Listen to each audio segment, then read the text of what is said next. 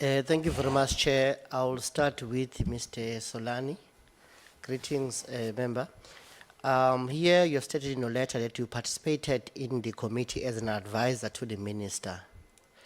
May you please share with this committee, how was your participation in the process? I think it becomes because I would have been playing a responsibility of being an advisor to the minister and ultimately had received a appointment letter for advisor of the panel. So now it becomes very, especially in an event where the panel did not actually convene, to then say distinguish some of the responsibilities that we have discharged. But I would have been playing a role of being able to communicate as well with other members on certain interventions and what minister would have requested that must be done. So it becomes a thin line, in particularly in a process that we're saying there was never a meeting that was convened to sit as a panel. So basically, advisors provide technical advices, technical, procedural, as experts. I'm just looking to those specifically. Did you perhaps, one way or the other, give an advice or a recommendation of a particular candidate to be appointed after your expert consideration? So the honorable member is asking if I would have given a particular name recommended. Yes, as an expert, because that's why you're an advisor. Did you, one way or the other, advise the minister to appoint a particular candidate as per your expert understanding? I think the process would. Switch off your mic, yeah. Let me protect the member. They are here as panelists. So they are here to speak on the roles that they've played as panel members and not as advisor or chief of staff. Even their letters that we had written, the invitation is clear. We want to know their roles or the roles that they've played as panelists. So let's stick to the issue of them being panelists and not as Chair, an advisor. On the letter, he's saying he participated as an advisor. That's what he's saying himself in the letter. That's why I seek to understand how was your participation as an advisor in relation to nominations that were there, if you gave any technical advice to appoint a particular individual. But Chair, I'm willing to let go of this question if perhaps the respondent may not be able to answer.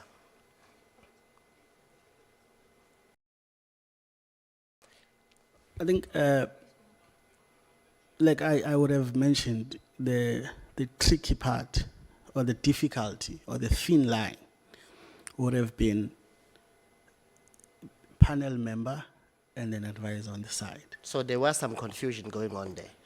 I would not say confusion. I did not mention. Please characterize it, sir. That is why I've characterized it that there is a thin line. That is my characterization of it. It's not. Okay. So it then let me move, honorable member, respectfully. So, if you could clarify as well, did you play any role in the approval process of nominees? It's a yes or no kind of a question. And unfortunately, member, I would have to respond, and please allow me to do that. I think if the panel have not said to convene and recommend, and so it means that that part is out. Secondly, the question of approval of names is solo on the powers given by the Skills Act to the minister. So it's a minister that would have approved names. I do not have the capacity to approve names. Okay, thank you, member. May I move to Ms. Rulani Ngwenya? And you are stating in your letter that you participated in providing secretariat support function, but you were not involved in the approval process of nominees. Are you aware of any of such process that took place? If yes, may you please clarify for this committee? What was that approval process, if any took place?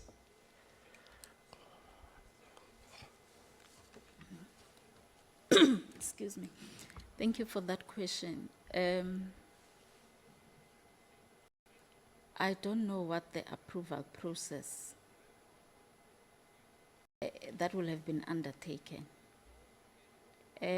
My role was to support the chairperson, convene the meeting, and make sure that there are records of the meetings.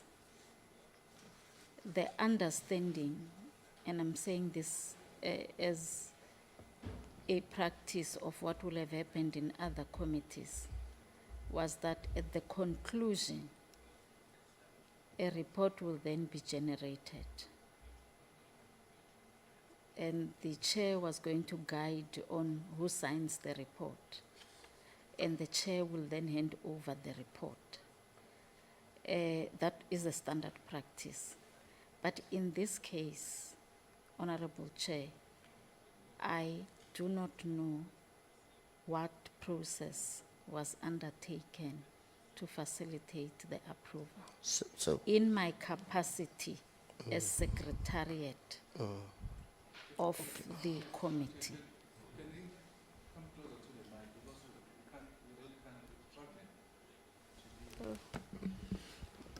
I apologize.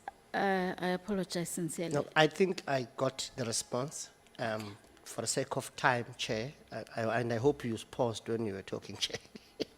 So I will move quickly to, okay, before I move, I just want to put on record, Chair, that it seems nobody knew what was the process and if it took place. And that should speak volumes to how the minister conducted herself. If the technocrats around her were really clueless if things happen and what processes are followed. I'm moving to the last point. I'm going to Ms. Nelisiwe Semane. You are putting in your letter, ma'am, that you did not participate in the selection and recommendation of SETA's accounting authority chairpersons, but you participated in the recommendation of SETA's accounting authorities, not board of chairpersons. Are you aware of any meeting which was dealing with the board of chairpersons? If yes, how was it conducted and who took part in making sure that it is organized? Thank you, Honorable Member. No, I'm not aware. Of any. So clearly, Chair, things were happening in the evening somewhere. And that should somehow be part of our substantive report as the committee. Because clearly, there's no crime scene here that is identified. There's no process spoken to. Obviously, you can see how the Gwede's son or child got into Thank you the very board. much, Honorable Khakha.